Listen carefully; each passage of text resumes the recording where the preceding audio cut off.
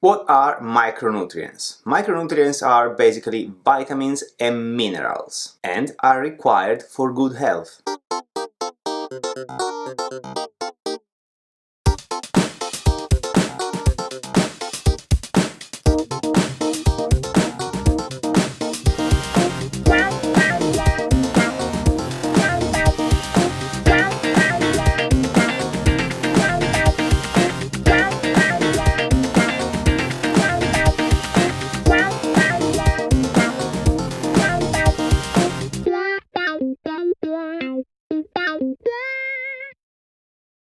Our body can manufacture just a little bit of these vitamins and minerals that we need, and therefore we need to integrate them with a good balanced diet. Unlike macronutrients, vitamins and minerals, they do not provide any calories, but they still play a key role in our body. In fact, they perform very important metabolic functions and help preventing quite a lot of diseases. Another difference between macronutrients and micronutrients is the amount needed.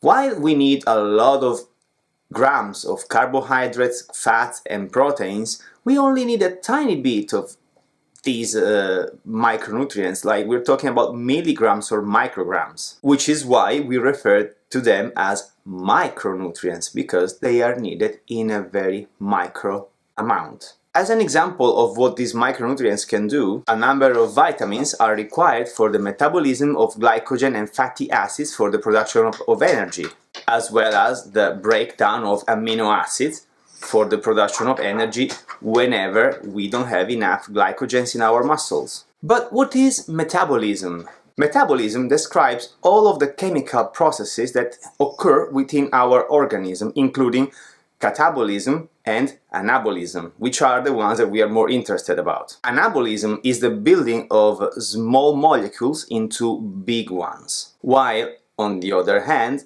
catabolism is the exact opposite, so it's the breakdown of big molecules into small ones. So let's talk about vitamins. Vitamins are divided in two categories, the water-soluble ones and the fat-soluble ones. The water-soluble ones are vitamin B, vitamin C, and folic acid, which is also known as vitamin M, if you ever heard of it.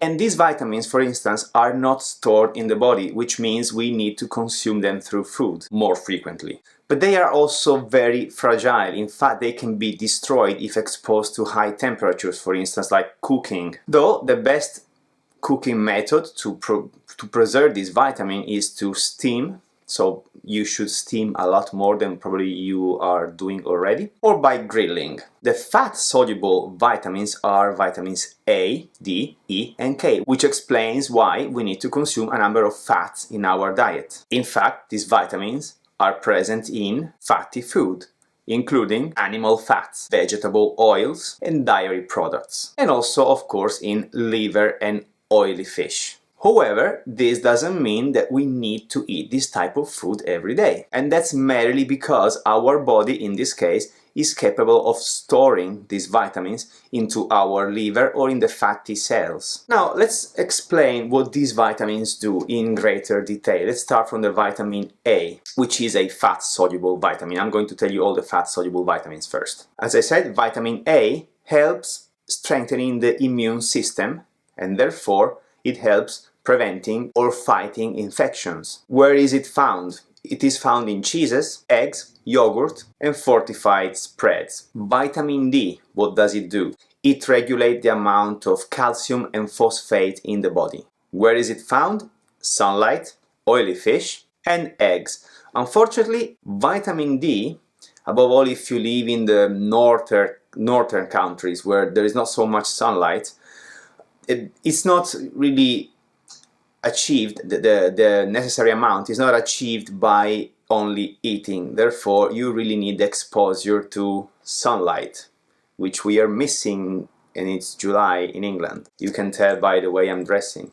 Then we have vitamin E. Vitamin E protects the cell membrane and therefore maintain the cell structure. Where is it found? Plant oils like soy, corn and olive oil, nuts and seeds, my favorite. And finally, we have the vitamin K in the fat-soluble vitamins. What does it do? It plays an important role in blood clotting. Where is it found? It's found in green leafy vegetables like broccoli or spinaches, cereals, but not the ones that you buy in the supermarket, the breakfast cereals, not those. When I speak about cereals, I mean the raw cereals that you should cook yourself, like oat, for instance, and it's also in vegetable oils. And then we have the water-soluble vitamins. And so let's start from vitamin C. What does it do? It protects cells and keeps them healthy. It also maintains the health of connective tissue, and it helps wounds to heal. Where is it found? It's found in a great variety of fruit and also vegetables, for instance in oranges, strawberries, black currants, broccoli, or peppers, red or green, it doesn't matter. And then we have the B vitamins. You know, there is B1, 2, all these vitamins, the B vitamins. And what do? So they help the breakdown and release of energy from food. It's very important. They keep skin, eyes, and nervous system healthy. And they help forming hemoglobin, which is the oxygen carrier in the blood, which means that it helps oxygenating our body, keeps us alive, basically. And where is it found, or where are they found? They are found in vegetables, fresh and dried fruit, eggs, whole grain bread, fortified breakfast cereals, though I wouldn't recommend them, milk, meat, and fish. And then we have the vitamin M, or the folic acid, which works together with vitamin B to form healthy red blood cells. And also helps reducing the nervous system defects such as the spina bifida. Where is it found? In my favorite, broccoli, Brussels sprouts. Do you like them? You should. Liver, another of my favorites. Spinach, chickpeas, brown rice, another of my favorites, and that's it. But that's not all. In fact, vitamins A, C, and E can also be categorized under the antioxidants, which protects from the radicals, the free radicals. You probably heard about them, but you don't know why they're bad. Though the antioxidants are also found in minerals, which I haven't spoken yet about. However, the free radicals are produced usually as a result of metabolism and energy production. And our body, to a certain extent, protects itself from these free radicals, but still the procedure, the protection that our body has is not enough. And that's because of the environment we are living, like a stressful lifestyle, for instance, or pollution, or smoking, radiations, basically the world we are living in at the moment. And when these free radicals are piled up in an important amount, they can become a threat for our body. In fact, they may damage cells, and they play also a role in heart disease, which, let's not forget, is one of the main killers in the first world, but also cancer and other illnesses. And a bad news for you people who like exercising, but this is not the reason why I don't do exercise videos. Also, exercise increases the amount of free radicals in our body. But let's not speak only negatively about them. By the way, there is no real studies about why our exercise increases the amount of free radicals, though free radicals also play a helping role at the end, which is the one that clears away muscle tissue broken down by exercise. And in this case, you can only fight free radicals through food. It's recommended to eat at least 5 portions of vegetables and fruit per day, with a variety of colors, so you don't need to go crazy about it, and including nuts and seeds regularly in your diet. And finally, let's talk about minerals. I didn't want to make more than one video about this, so it may be a little lengthy, but I hope it's worth it. Even because I want to talk about more important topics about dieting, because I think there is a lot of confusion about this topic. But let's stick to minerals now, okay? What are minerals? Minerals are an inorganic component or element which cannot be synthesized by the body, and therefore it can only be taken through food or maybe injection. And they are necessary for the 3 main reasons.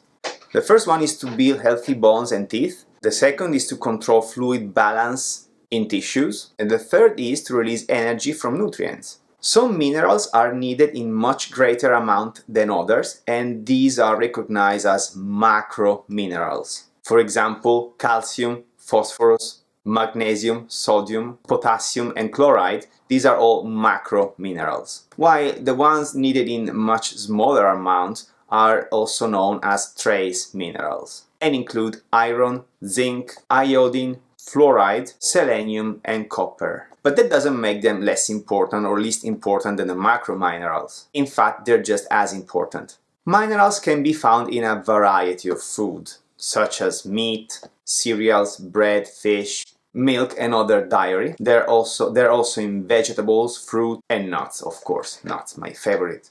So let's talk about some of these minerals, okay? Let's start from iron. Iron helps in the production of red blood cells, which are important because they carry oxygen in our muscles, in our tissues.